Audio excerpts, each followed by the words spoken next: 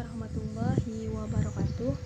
Hai, perkenalkan aku Ismatul Jannah dari Universitas Muhammadiyah Banjarmasin, program studi S1 Farmasi. Nah, jadi sebelum kalian menonton video ini, jangan lupa untuk di-subscribe, di-like, dan di-komen. Oke?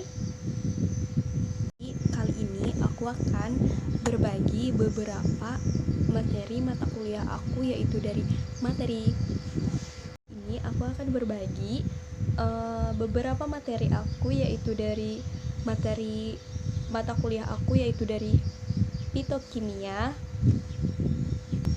Semoga bermanfaat bagi teman-teman semua. Jangan lupa ditonton sampai habis ya. Nah, jadi yang pertama itu aku akan menyampaikan materi yang pertama itu dari persiapan sampel, yang kedua dari sokletasi, yang ketiga dari screening fitokimia, yang keempat dari ekstrak cair-cair, yang kelima dari KLT atau bisa disebut juga dengan kromatografi lapis tipis, yang keenam dari kristalisasi, yang ketujuh dari revitalisasi, yang kedelapan dari identifikasi senyawa. Baiklah, yang pertama saya akan menyampaikan dari persiapan sampel.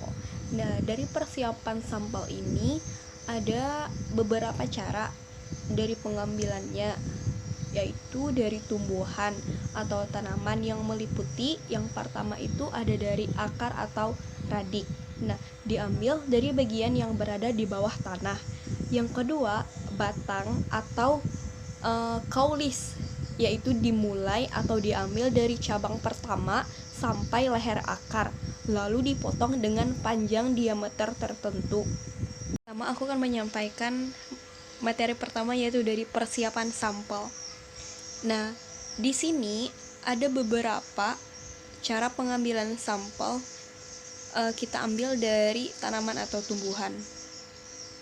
Yang pertama itu ada dari akar. Nah, atau bisa disebut juga dengan radik, diambil dari bagian bawah tanah. Kalian pasti tahu itu akar kan?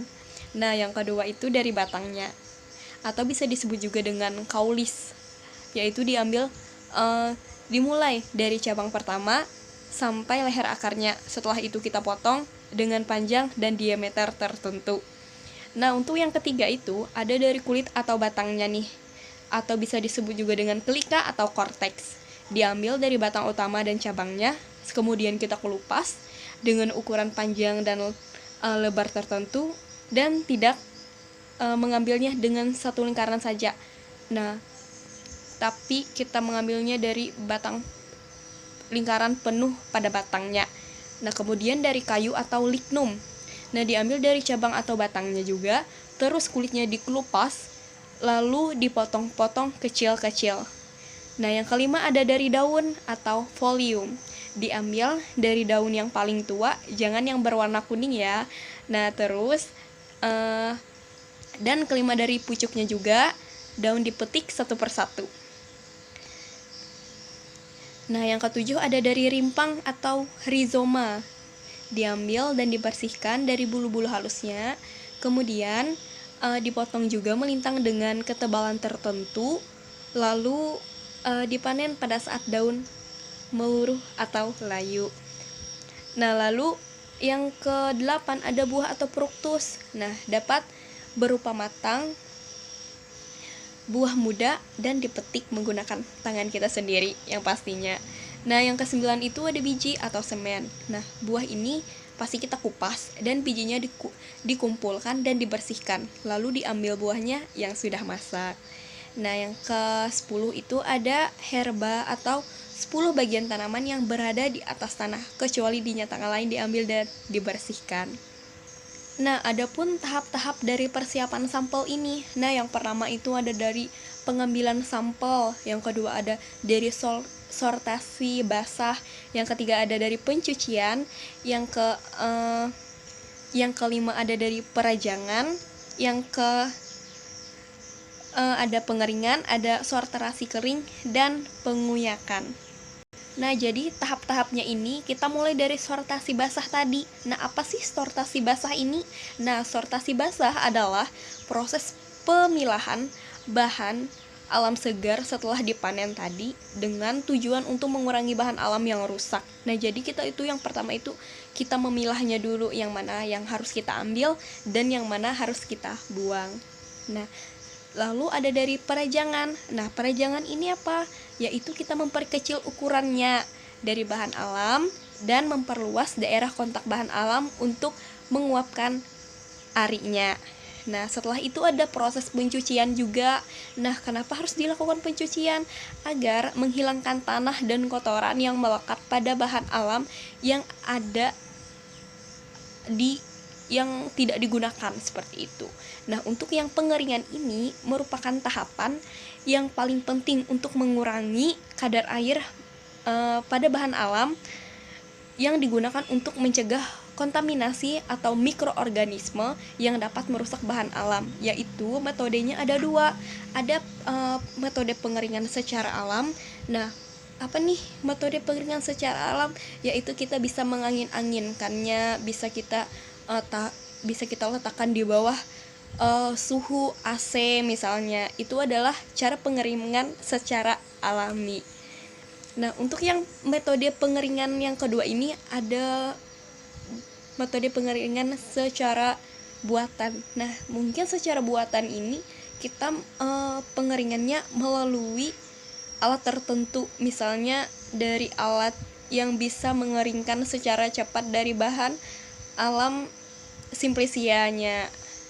Nah, terus ada susut pengeringan. Apa sih susut pengeringan? Yaitu merupakan persentase yang menunjukkan banyaknya berat bahan alam yang hilang setelah melalui proses pengeringan. Nah, terus itu ada juga nih proses maksimum pada kadar airnya. Yang pertama itu misalnya dari daun dan bunga. Nah, kadar airnya itu hanya 5% saja. Terus pada batang dan akarnya hanya kadar air maksimumnya 10%. Terus pada buah itu kadar airnya hanya 8%. Nah, jadi hanya batang dan akar saja yang mengandung maksimum airnya 10%. Untuk daun dan bunga dan buah dia lebih rendah ketimbang batang dan akar, seperti itu.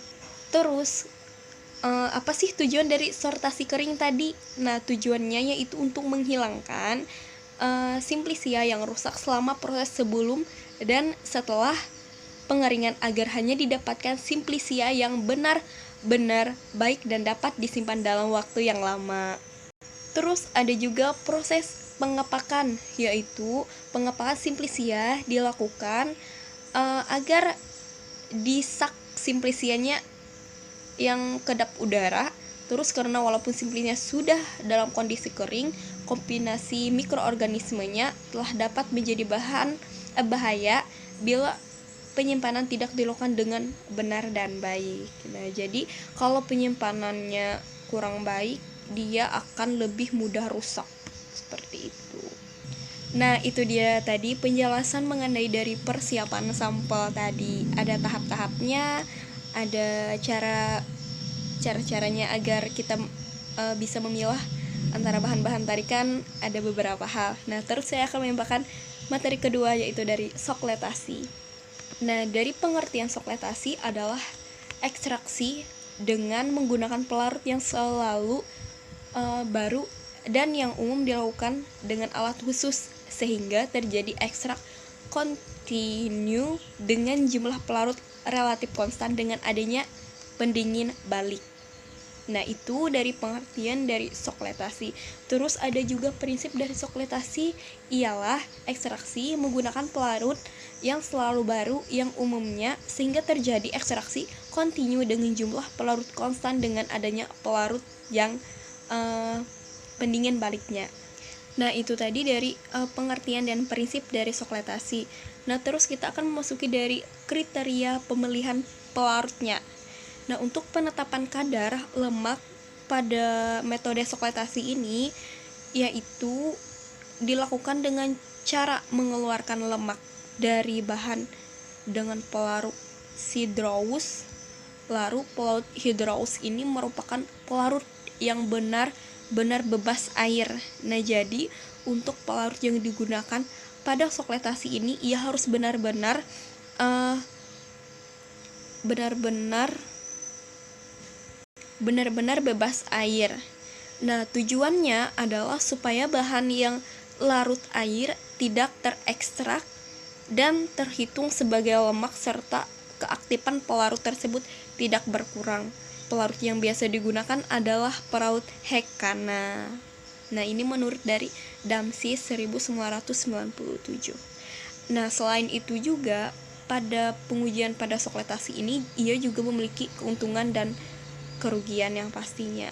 Nah, untuk yang keuntungannya itu metode sokletasi ini yaitu dapat digunakan untuk sampel dengan tekstur yang lunak dan tidak tahan terhadap pemanas secara langsung. Itu untuk keuntungannya.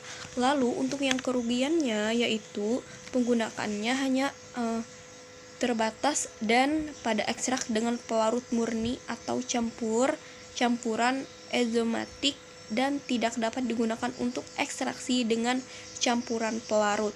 Misalnya campuran pelarutnya N-heksan dan dikotilmetana atau pelarut yang diasamkan atau dibasahkan. Nah, karena kombinasinya saat berupa uap akan berada dengan komposisi saat berupa pelarut cair dalam wadah seperti itu. Nah, jadi itu dia tadi dari sokletasi, ada dari keuntungan dan kerugiannya, kriteria pemilahan pelarutnya, pengertian dan prinsipnya. Lalu materi yang ketiga ada dari screening fitokimia. Nah, jadi di sini ada pun tahapan untuk melakukan screening fitokimia ini, yaitu merupakan salah satu cara yang dapat dilakukan untuk mengidentifikasi kandungan senyawa metabolit sekunder suatu bahan alam. Dan screening fitokimia ini juga merupakan tahap pendahuluan yang dapat memberikan gambaran mengenai kandungan senyawa tertentu dalam bahan alam yang akan diteliti. Nah, jadi screening fitokimia ini dapat dilakukan baik secara kuantitatif maupun semi kuantitatif sesuai dengan tujuan yang diinginkan, seperti itu. Nah, untuk metode fitokimia, screening fitokimia ini secara kualitatif dapat dilakukan melalui reaksi warna dengan menggunakan suatu reaksi tertentu. Nah, hal pentingnya yang mempengaruhi dalam proses screening fitokimia ini adalah pemilihan pelarut dan metode ekstraksi. Pelarut yang tidak sesuai memungkinkan senyawa aktif yang diinginkan tidak dapat tertarik secara baik dan sempurna. Nah, itu dia dari tahapan dari screening fitokimia tadi. Terus lanjut ke materi selanjutnya, yaitu ekstraksi cair-cair. Nah, apa sih ekstraksi cair-cair ini? Nah, ekstraksi cair-cair itu sering dikenal dengan ekstraksi solvent, yang merupakan proses pemisahan fase cair yang dimanfaatkan perbedaan kelarutan zat larut yang akan dipisahkan antara larutan asal dan pelarut pengekstrak solventnya. Nah, aplikasi pada ekstraksi cair-cair ini terbagi menjadi dua kategori. Nah, yaitu yang pertama ada yang bersaing langsung dengan operasi pemisahan lainnya, dan aplikasi yang tidak mungkin dilakukan oleh operasi pemisahan lain. Nah, jadi yaitu ada dua operasi caranya. Nah, untuk prinsip pada ekstrak cair-cair ini yaitu pada dasarnya ekstraksi cair-cair ini melibatkan pengotakan suatu larutan dengan pelarut solvent lain yang tidak saling melarut atau immiscible dengan pelarut yang asal yang mempunyai densitas yang berada sehingga akan terbentuk dua fase beberapa saat setelah penambahan solventnya. Nah, sehingga pada proses ekstrak cair-cair ini merupakan proses perpindahan massa yang berlangsung secara difusional. Seperti itu dari prinsip dari ekstrak cair-cair. Terus ada proses dari ekstrak cair-cair ini. Nah, secara langsung pada suatu alat yang dirancang tadi sedemikian rupa nih akaratnya sudah dirancang sehingga mempunyai luas permukaan yang mencukupi untuk terjadinya kontak antara fase-fase yang terlibat, fase kontinu yang bersifat terlarut, dan fase dispersi, sehingga distribusi komposisi dalam kedua fase menjadi lebih sempurna dan berhasil dengan baik. Nah, itu dia tadi dari ekstraksi cair-cair kita mengetahui dari pengertiannya, prinsip, dan prosesnya tadi. Lalu lanjut ke kromatografi lapis tipis atau bisa disingkat dengan KLT. Nah, untuk pengertian dari KLT ini yaitu merupakan pemisahan komponen kimia berdasarkan prinsip adsorpsinya dan partisi yang ditentukan oleh fase diam atau adsorben, dan fase geraknya adalah eluen. Nah, jadi KLT ini ditentukan oleh dua fase, yaitu ada fase diam dan fase gerak. Nah, untuk prinsip KLT ini merupakan suatu analisis sederhana yang dapat digunakan untuk melakukan penengasan terhadap senyawa kimia yang terkandung pada tumbuhan samping screening fitokimia. Itu adalah dasar dari prinsip pada KLT tadi. Nah, lanjut pada KLT ini kita akan menemukan rumus dari RF. Kita akan menghitung harga RF dihitung sebagai jarak yang ditempuh oleh komponen dibagi dengan jarak tempuh dan eluen pada fase geraknya untuk setiap senyawa berlaku rumusnya. Nah, jadi rumus di sini saya hanya menyantumkan rumusnya saja. Untuk rumusnya yaitu pada perhitungan RF sama dengan jarak titik pusat bercak dari titik awal dibagi jarak bercak. Nah, ini adalah rumus dari perhitungan KLT. Nah, lanjut, materi selanjutnya adalah kristalisasi. Nah, dari pengertian kristalisasi ini, ia adalah proses pembentukan bahan padat dari pengendapan larutan, campuran yang meleleh atau melt, pengendapan langsung dari gas, atau lebih jarang sih.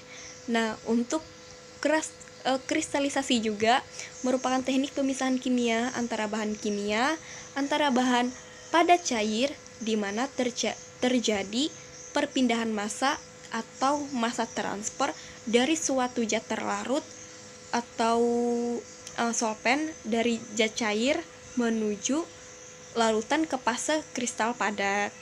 Nah, adapun mekanisme pembuatan kristalisasi ini, yang pertama itu ada pembuatan dari inti.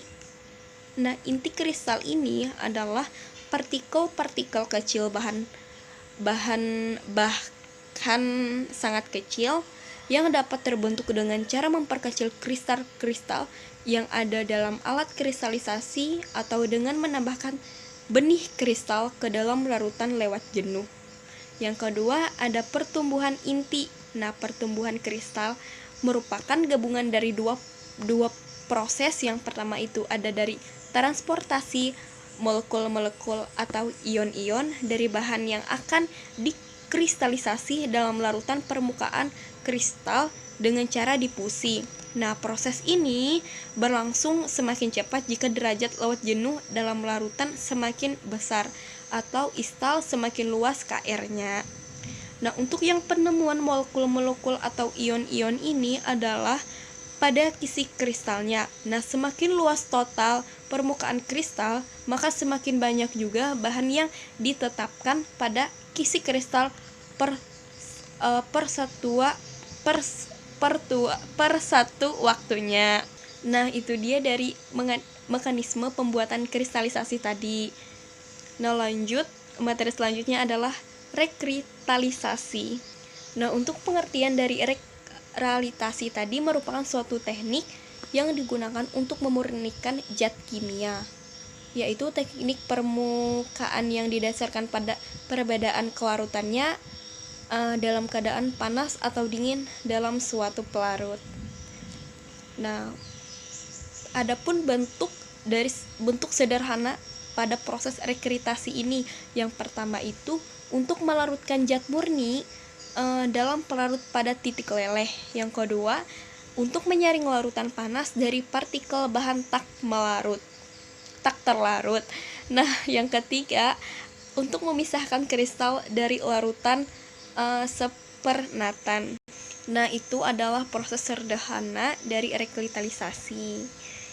Terus kita lanjut ke identifikasi senyawa. Nah, ini adalah materi terakhir yang saya sampaikan. Nah, sedikit saja untuk identifikasi senyawa ini saya hanya dapat dari jurnal ilmiah Kesehatan volume 12 nomor 6 tahun 2018 pada LSNN 2302 sampai 2531. Nah, untuk pada identifikasi senyawa ini pada tahap identifikasi itu ada 3, yaitu identifikasi alkaloid, identifikasi flavonoid, dan yang ketiga ada identifikasi saponin. Ternyata ada 4. Yang keempatnya adalah identifikasi tanin. Nah, untuk pada metode identifikasi menggunakan metode infusa ini, sampelnya terlebih dahulu kita timbang sebanyak 50 gram. Sampel yang dibutuhkan sebanyak 200 gram Simplicia dan 2 liter Aquades. 1 kali infusa Simplicia 50 gram dan Aquadesnya 500 ml, maka dilakukan 4 kali infusa untuk sampel 200 gram dan Aquadesnya 2 liter. Setelah itu Aquades dan Simplicia dimasukkan ke dalam panci lalu dipanaskan selama 15-20 menit, kemudian dihitung sampai 90 derajat Celcius sampai berkali-kali sambil diaduk. Kemudian metode ini dilakukan sebanyak 4 kali. Setelah itu kita dinginkan sampel dan kita saring menggunakan kain flanel, lalu diuapkan dengan cara manual menggunakan hair dryer untuk mencapai ekstrak kental, lalu dilakukan uji identifikasi senyawa kimia. Nah, untuk identifikasi senyawa kimia ini tujuannya apa sih? Kok kayak ribet kayak gitu? Nah, tujuannya yaitu untuk mengetahui keberadaan golongan senyawa metabolit sekunder yang ada dalam ekstrak. Nah, itu adalah tujuan dari identifikasi senyawa. Nah, itu dia tadi materi mata kuliah aku pada fitokimia. Semoga bermanfaat bagi teman-teman semua yang menonton video ini. Jangan lupa untuk di-like, di-komen, dan di-subscribe. Terus jangan lupa juga di-share ke teman-temannya, siapa tahu bermanfaat nih materi yang saya sampaikan ini. Nah, mungkin itu saja yang dapat saya sampaikan. Kurang dan lebihnya saya mohon maaf. Semoga bermanfaat. Sekian dan terima kasih. Wassalamualaikum warahmatullahi wabarakatuh.